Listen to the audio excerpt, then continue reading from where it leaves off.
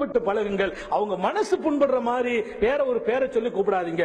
மனசை புண்படுத்தாதீர்கள் என்றார்கள் நபிகள் நாயகம் ஸல்லல்லாஹு அலைஹி வஸல்லம்.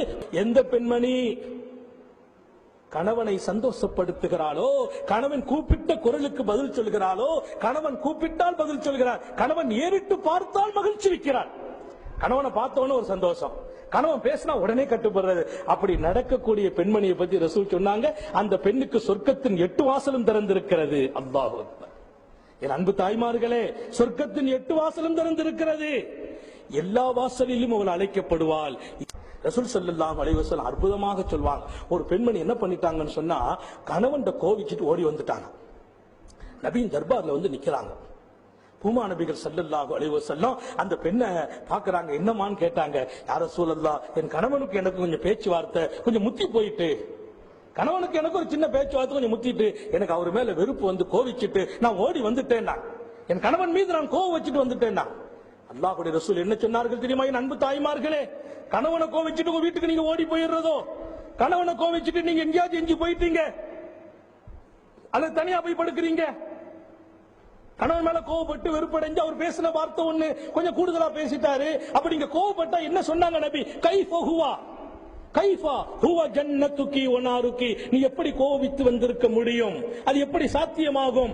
உன் கணவர் தான் உன் சொர்க்கம், உன் கணவர் தான் உன் நரகம். நாங்க சொல்லலாம், உனக்கு சொர்க்கமும் உன் கணவர் தான், உனக்கு நரகமும் உன் கணவர் தான். கணவனுடைய அதிருப்தி கிடைச்சிச்சுன்னா நரகம் தான் கிடைக்கும். கணவனுடைய சந்தோஷத்துல தான் சொர்க்கம். தாய்மார்களை நீங்கள் மனசில் பதிய வைக்கணும். நம்முடைய கணவன் சந்தோஷப்படுகிற வரைக்கும் சொர்க்கம். கணவனுடைய அதிருப்தி ஆயிட்டா வாழ்க்கையில வணக்கம் இருந்தா கூட அல்லாஹ் அதை ஏற்க மாட்டான், நரகத்துக்கு போக வேண்டிய கட்டாயம் உண்டாயிடும். பெருமானார் ஸல்லல்லாஹு அலைஹி வஸல்லம் இப்படி அழகா சொன்னாங்க, எந்த பெண் கணவனுக்கு சங்கடம் கொடுக்கிறாளோ அப்படிப்பட்ட பெண் லா தஜிது ஹலாவத்தல் ஈமான், ஈமானுடைய சுவையை கூட அவளால் சுவைக்க முடியாது.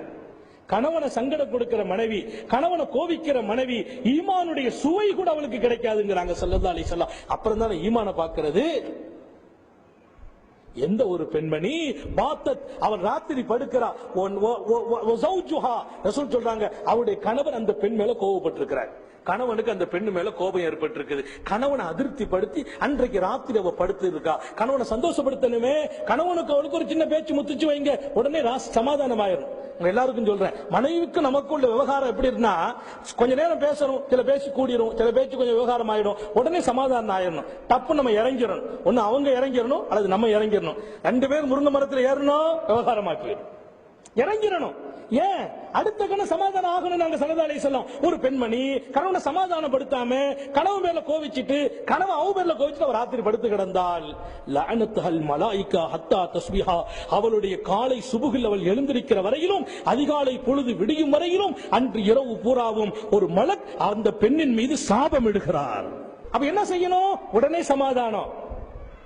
மனைவியோடு நம்ம விவகாரங்களை உடனே தணிச்சுக்கணும். அந்த பெண் இவருடைய கட்டளைக்கு வந்துடணும். மனைவியர்களுக்கு அநீதி செய்யக்கூடாது, சொல்லால் அநீதி செய்யக்கூடாது, செயலால் அநீதி செய்யக்கூடாது, அவங்க உள்ளம் புண்படுற மாதிரி நடக்கக்கூடாது. அது ஒரு கணவனின் தலையாய கடமை. அந்த குடும்பம் நல்ல குடும்பமாக இருக்கும் என்பதை ஷரியத்து சொல்லித் தருகிறது.